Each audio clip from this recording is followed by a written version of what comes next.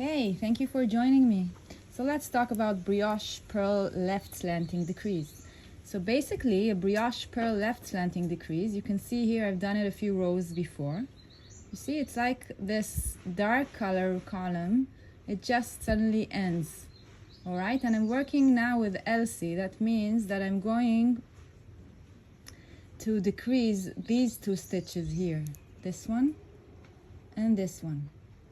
Okay, so I have two ways of doing it. First way, which is I think is the most easy way because that's how you don't have to memorize a new stitch, is that you slip one yarn over and bring the yarn to the front, and then you actually turn to work the other side. And if we're doing a brioche purl left slanting decrease, it will be a right slanting decrease on the wrong side. So that's exactly what I'm going to do. The only difference is that the yarn is on the left. Okay, so even if you're working continental, you can just switch, but the yarn will come from the left side. So now I'm going to do exactly what I do in order to do a brioche right slanting decrease.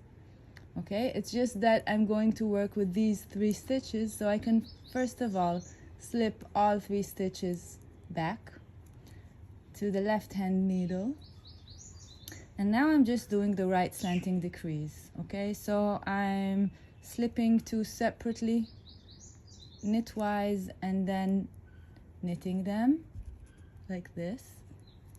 Yeah, it's a bit tricky because the yarn is not very close, and then I slip the stitch to the left hand needle and then I pass the other stitch over it. Yeah, and then I just stretch, and you see I also have this decrease. It's the same decrease exactly. So that's option 1, and then I turn to work again. And if I go to the more classical way, so how to do it when you're working this side, so I slip one yarn over, and now it's important to bring this yarn to the front, okay, not keeping it in the back, otherwise the stitch will not come out correct. Now I slip the next stitch purlwise, and then I slip the 2 next stitches knitwise separately, and I slip them back to the left hand needle, and the yarn is in the front. Now I go through the back loop and I purl these two stitches together, and now I bring this stitch over, I pass the stitch over the knit stitch. Okay, and I can show you now on the other side that it's exactly the same as this stitch here.